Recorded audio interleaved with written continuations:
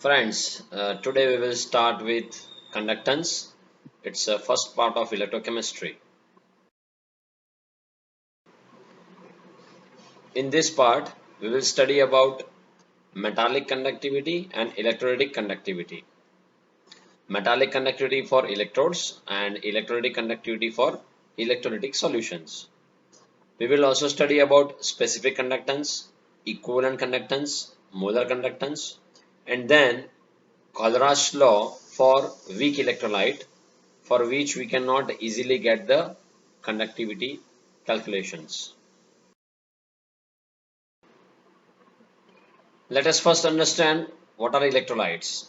Substances whose solution in water conducts electric current. Conduction takes place by the movement of ions. Examples are salts, acids and bases. Substances whose aqueous solution does not conduct electricity are called non-electrolytes. We can see the example cane sugar, glucose and urea solution. Here we can also understand there is a two type of electrolytes, strong electrolyte and weak electrolyte. When there is 100% dissociations of ions, we are calling them as a strong electrolyte, and if 1% or 99% means partial dissociation of ions are known as weak electrolyte.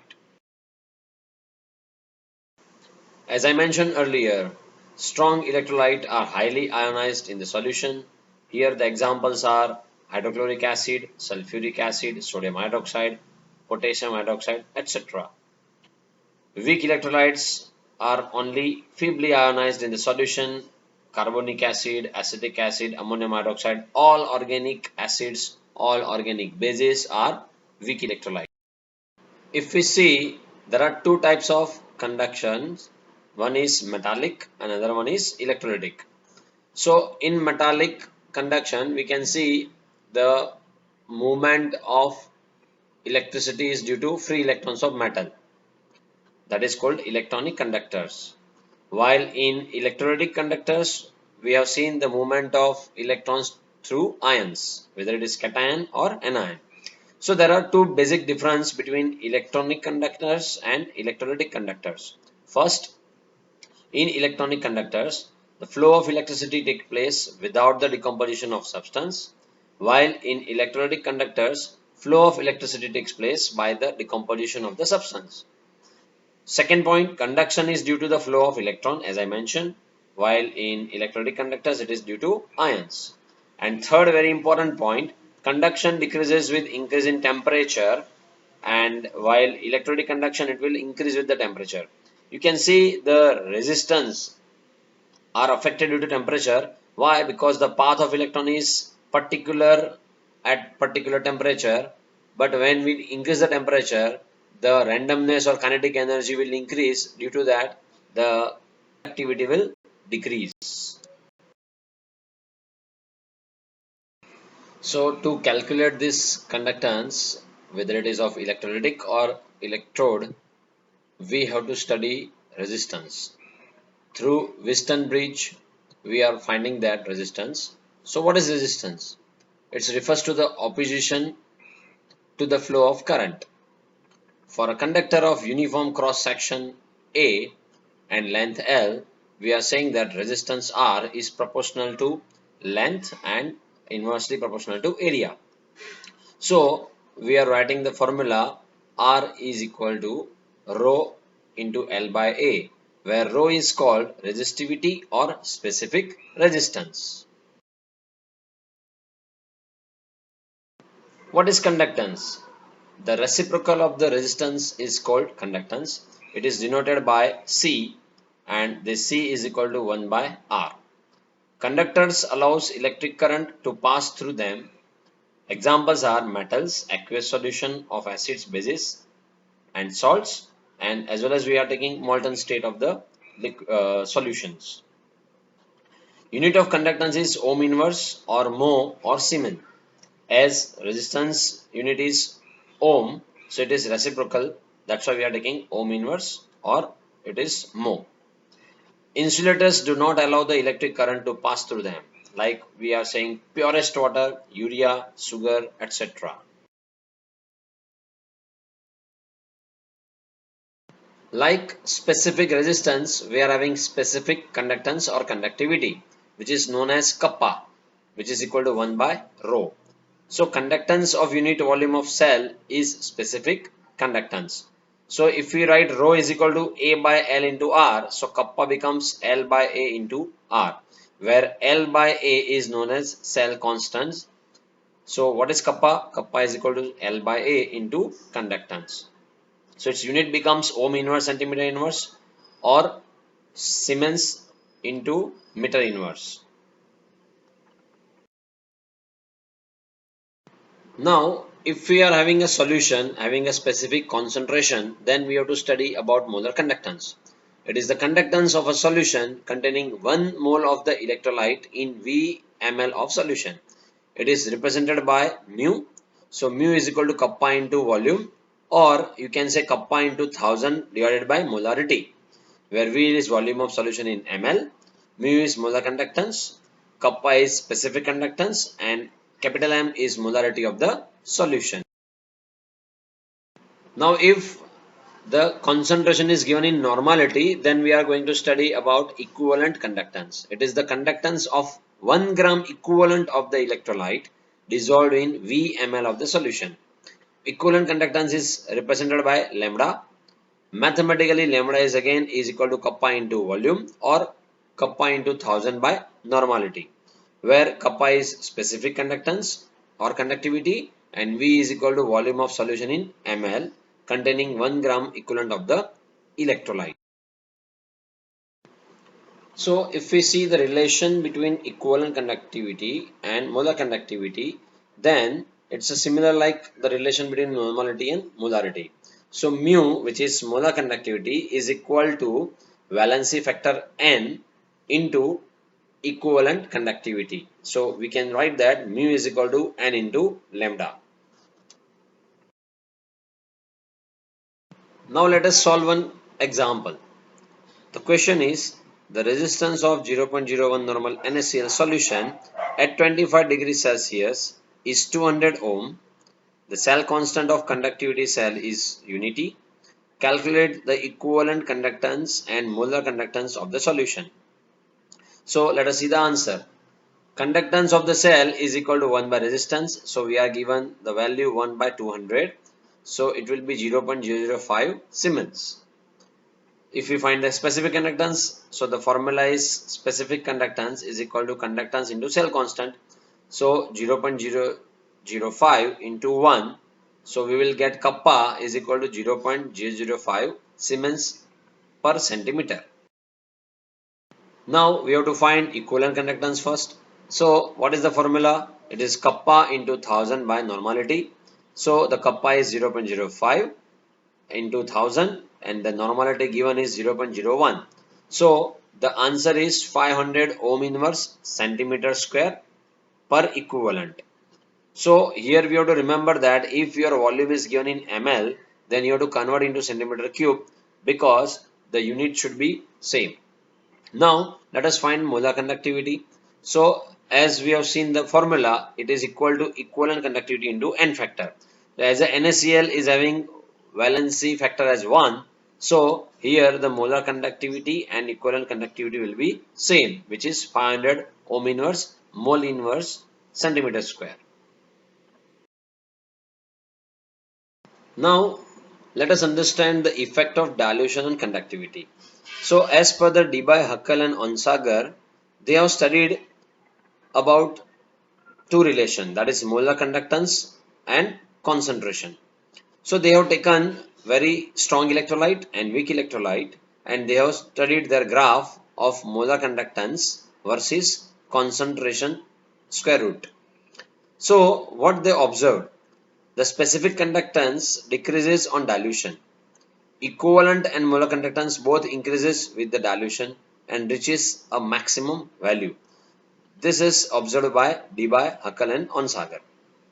The conductance of all electrolytes increases with temperature. So the graph is showing that here KCl is having highest molar conductance at the very infinite dilution, Well, in weak electrolyte, it is difficult to study.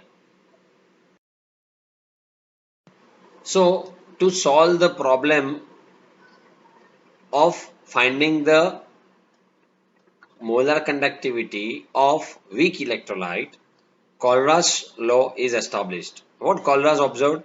He has taken various strong electrolyte and he has made its very dilute solution, which is known as infinite dilution. So, as per the Debye-Hackl-Onsager observation, at very infinite dilution, the molar conductivity will be highest.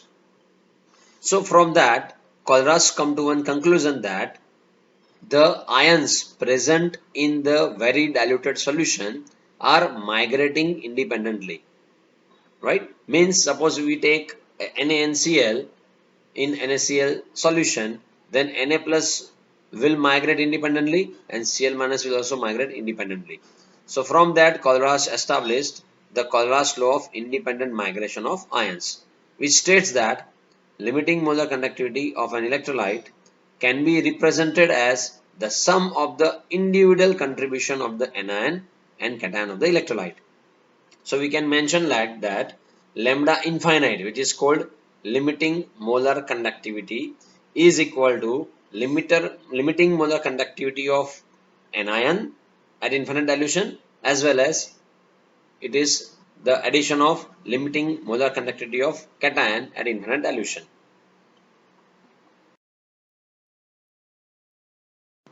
There are two applications of Colrat's law.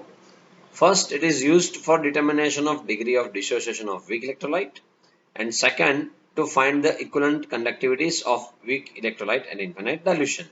So if we see the formula, then degree of dissociation alpha is equal to lambda at any concentration divided by lambda at infinite dilution. That is called limiting molar conductivity. So if we take equivalent conductivity, we will use lambda word, and if we use molar conductivity, we can use mu. So now let us see the example. The example says a decinormal solution of NaCl has specific conductivity equal to 0.0092 if ionic conductance of Na plus and Cl minus ions are 43.0 and 65.0 ohm inverse respectively. Then calculate the degree of dissociation of NaCl solution. Means whether NaCl is 100% dissociating or not, that we have to check. So here normality is given. So we will go for equivalent conductance. So normality is 0.1 normal. Equivalent conductance of NaCl as per the formula lambda V is equal to specific conductivity into 1000 by normality. So we are given 0.092 into 1000 by 0.1. So we are getting 92 ohm inverse.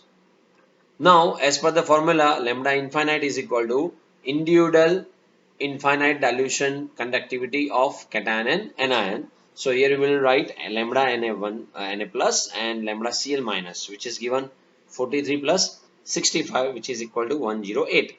So the alpha is equal to lambda at the given concentration by lambda at infinite dilution. So it is equal to 92 by 108. So it is 0.85. So the alpha is 85%. Let us see the next example. Equivalent conductance of NaCl, HCl and sodium propanoate at infinite dilution are 126.45, 426.16 and 91 ohm inverse centimeter square respectively. Calculate the equivalent conductance of propanoic acid. As we mentioned, we cannot find the molar conductivity or equivalent conductivity of weak electrolyte by conductivity cell. So what we can do is we can select three types of chemicals which is strong electrolyte, but by combination of all the three we can get the weak electrolyte by using Colrat's law. So as per the Colrat's law, what we can write, the equivalent conductivity at infinite dilution of propanoic acid is the sum of equivalent conductivity of sodium propanoate plus hydrochloric acid minus sodium chloride. Why it is so? Because we can see that if we add salt of propanoic acid and HCl, and if we subtract it from NaCl, then as per the Colrat's law, it is nothing but a sum of individual ions. So it is actually what? Lambda infinite of propanoid ion plus lambda infinite of sodium ion plus lambda infinite of H plus ion plus lambda infinite of Cl minus ion, and that is subtracted from lambda infinite of Na plus and lambda infinite of Cl minus. So from this we can directly write this formula and we can find out the equivalent conductivity at infinite dilution of propanoic acid. So that is equal to 91 plus 426.16 minus 126.45. So the answer is 390.71 ohm inverse centimeter square. So Colrat's law is used to find out the molar or equivalent conductivity at infinite dilution of any weak electrolyte. So from all this topic, what we understood, we could find the conductivity of electrodes or metals by simple Wheatstone bridge method. Then we could find the conductivity of any strong electrolyte by conductivity cell and by the equations of molar conductivity and equivalent conductivity.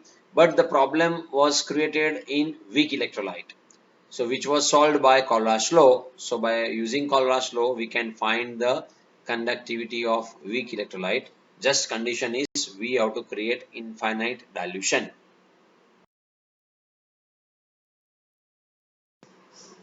Let us see one more example. Calculate the degree of dissociation and the dissociation constant of 0.01 molar acetic acid solution. Given the conductance of acetic acid is 1.65 10 to the power minus 4 Siemens centimeter inverse, and lambda m naught molar conductivity at infinite dilution of acetic acid is 390.6 Siemens centimeter square mole inverse. So here, like if we know the degree of dissociation, then we can find the dissociation constant of weak acid. We studied this topic in equilibrium chapter in 11th. So, but by using Colrat's law, again we can find the dissociation constant. So let us see the answer. First of all, we will find the molar conductivity by using simple formula lambda mc is equal to kappa into 1000 by molarity. See, you can use mu formula or mu symbol, as well as you can use lambda m for the molar conductivity. So it is kappa into 1000 by molarity. So we know the kappa value, we know the molarity. So if we put this value over here, what we will get? So our lambda m at concentration C is 16.5 Siemens centimeter square mole inverse. Now we know the formula of alpha. Alpha is equal to lambda m at concentration C divided by lambda m at infinite dilution. So that is also given 16.5 by 390. So we got alpha 0.042. Now we will see how can we find the acid dissociation constant. So here, as per the formula, Ka is equal to C alpha square minus 1 by 1 minus alpha, where alpha is degree of dissociation. So we got the value of alpha as 0.042. So, and the concentration is 0.01. So 0.01 into 0.042 square divided by 1 minus 0.042. So by calculating, we will get 1.84 10 to the power minus 5, which is very much equal to the calculated value of Ka of acetic acid. So friends, in this video, we have seen that what are the importance of electrode and electrolyte in forming a cell, and before studying about the cell, we have to find out the conductivity of both the part, electrode and electrolyte. For that, we studied about molar conductivity, equivalent conductivity, and we studied about the Wheatstone bridge through that we can find the conductivity of the metal. After then we understood one problem which is for the weak electrolyte, means we cannot find the molar conductivity or equivalent conductivity of weak electrolyte due to their very less value, right? So what we have done, so by using Debye-Huckel-Onsager graph, Colras has given the solution, and by using that solution we could find the conductivity at infinite dilution of any weak electrolyte. So now after that we will go for the electrochemical cell.